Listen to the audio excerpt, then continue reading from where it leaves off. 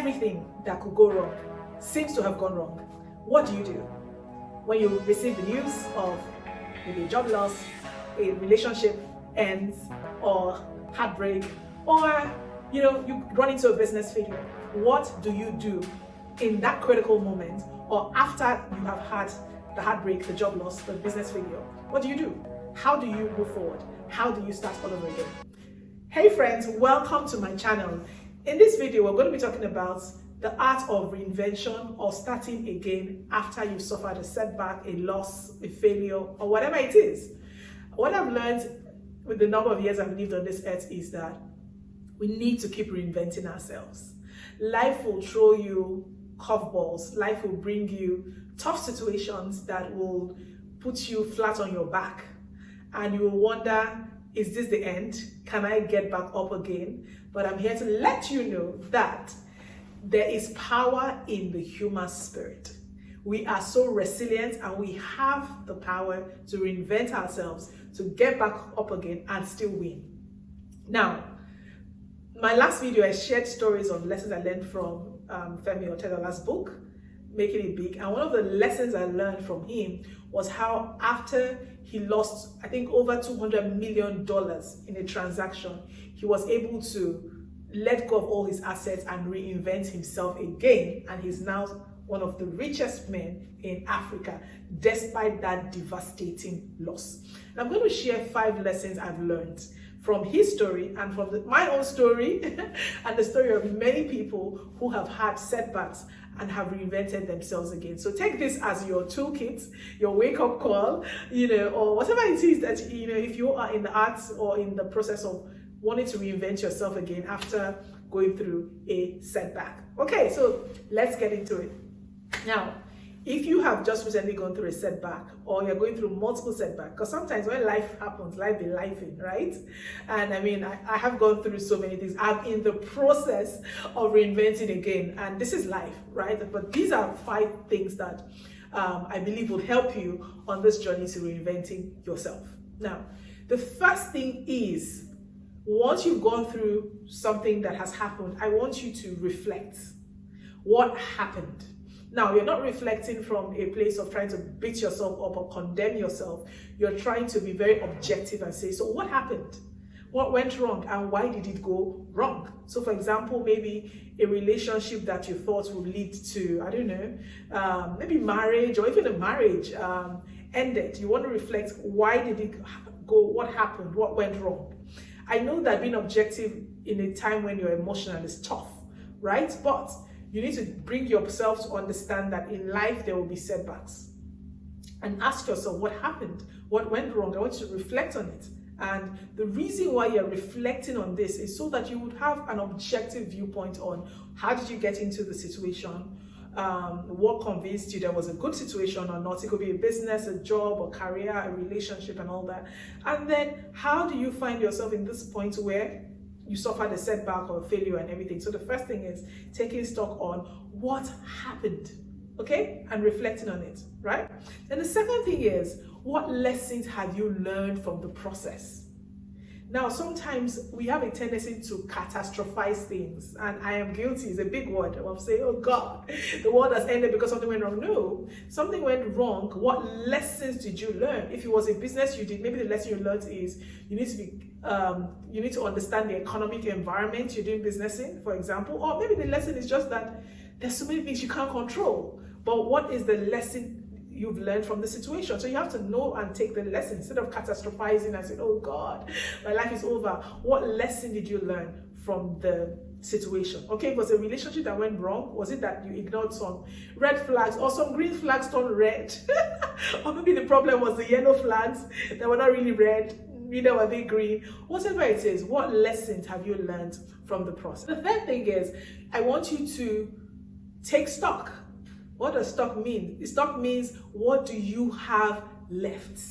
All right, this is so important because one of the things, the scriptures I love most in the Bible is the widow when she went to, I think it was Prophet Elijah, and she was crying and she was like, oh my God, oh, my husband left me in debt. They are going to take my 2 sons. And Prophet Elijah asked her, what do you have in your house? So a lot of the times where you will start from is from what you have. With the Femi Otedola story, similar, that's what happened. He took stock of what he had left. He gave out most of his assets, but he had some shares, I think it was in AP Petroleum, and that is how he started. You always start with what you have left. And sometimes you're like, but I don't have anything left. But to be honest, we always have something left. It could be your intellectual capacity, it could be your network, it could be something, but we always have something left. And you want to think about it, what do you have left? That is a very important thing. Always take stock of what you have left, because that's how you're going to start rebuilding again. If it's even a relationship that failed, you have yourself, you're alive, right? You have your self-esteem, okay? There is always something that we have left. Then the fourth thing that I want to ask is, I want you to do it. So what can you do with what you have left? All right, you have something left. What can you do with it? What are the possibilities? Now, this part might be a bit tricky, because when you are emotional, when you are maybe worried or concerned, clarity might be very difficult. But this is a very, very important key step. Because look at that widow. She was like, hey, I have nothing but a cruse of oil. And Elijah gave her instruction. Go and borrow vessels and pour the oil. So sometimes what you need is guidance. What you need is instruction on what you need to do next with what you have. And if you want guidance or instruction, I want you to go to my website, alimi.com. I have multiple coaching opportunities. If you're a CEO or a founder, I have the CEO incentive section. You can check it out. But this is a time when you want to think about, you might just need someone to show you what you have left and show you the possibilities of what you can actually do with it. Or if you can actually go and meet a friend or spend time praying, right? This week, there are a couple of things that I'm trying to get clarity about, to know what to do with what I have left.